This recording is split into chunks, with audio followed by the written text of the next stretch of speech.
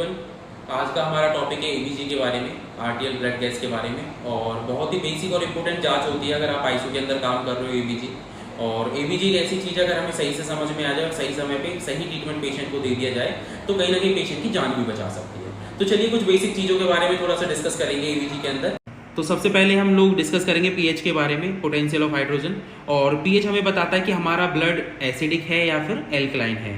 अगर हमारे पीएच का जो नॉर्मल हम पीएच की बात करें हमारे ब्लड का, तो वो होता है हमारा 7.35 से 7.45। अगर हमारे ब्लड का पीएच 7.35 से डाउन जा रहा है तो हम कहेंगे कि हम पेशेंट एसिडोसिस में जा रहा है। और अगर हमारे ब्लड का जो पीएच है वो 7.45 से अबव रेज कर रहा है तो हम कहेंगे पेशेंट एल्कलोसिस के अंदर जा रहा है। देन उसके बाद CO2 देखते हैं। CO2 की जो नॉर्मल वैल्यू होती है हमारी वो 40 to 51 mm ऑफ Hg होती है। और उसके बाद O2 देखनी होती है, ठीक है, जो ऑक्सीजन का एक अमाउंट बताते हैं हमारे ब्लड के अंदर।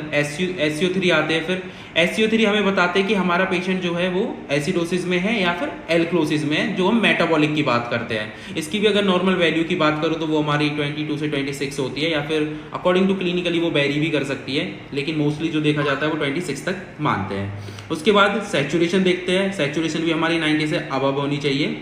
तो चलिए, ठीक है। तो ये बेसिकली मैंने आपको एबीजी के अंदर बताया, जिस पॉइंट पे हम एबीजी के अंदर देखते हैं।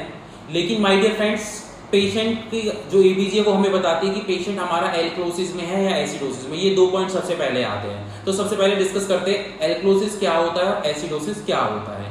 अगर हमारा पेशेंट का पीएच 7.45 से अबव जा रहा है तो हम कहेंगे कि पेशेंट एल्कलोसिस में जा रहा है। और अगर पीएच हमारा 7.35 से बिलो जा रहा है तो हम कहेंगे पेशेंट एसिडोसिस में जा रहा है।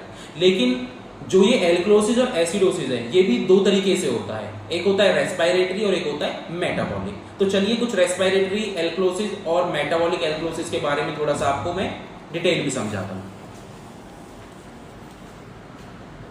तो अभी हम लोगों ने डिस्कस किया था एल्कलोसिस के बारे में और एसिडोसिस के बारे में। तो अब सबसे पहले बात करते हैं रेस्पिरेटरी एल्कलोसिस में। कैसे पता चलेगा कि पेशेंट रेस्पिरेटरी एल्कलोसिस में है? अगर एबीजी के अंदर जो ब्लड का पीएच है वो रेज कर रहा है 7.45 से अबव अपनी नॉर्मल रेंज से, और जो PCO2 है वो एक नॉर्मल रेंज से नीचे जा रही है, तो हम कहेंगे कि पेशेंट किसके अंदर है? रेस्पिरेटरी एल्कलोसिस के अंदर है।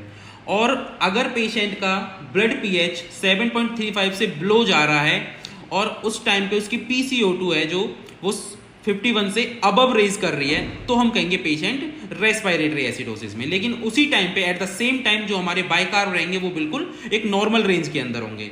देन उसके बाद करते हैं मेटाबॉलिक एल्कलोसिस के बारे में। अगर मेटाबॉलिक एल्कलोसिस की बात करें तो एल्कलोसिस वर्ड आ रहा है तो जाहिर सी बात है कि ब्लड का जो पीएच है वो रेज करेगा, लेकिन उस टाइम पे हमारे बाइकार्ब भी साथ में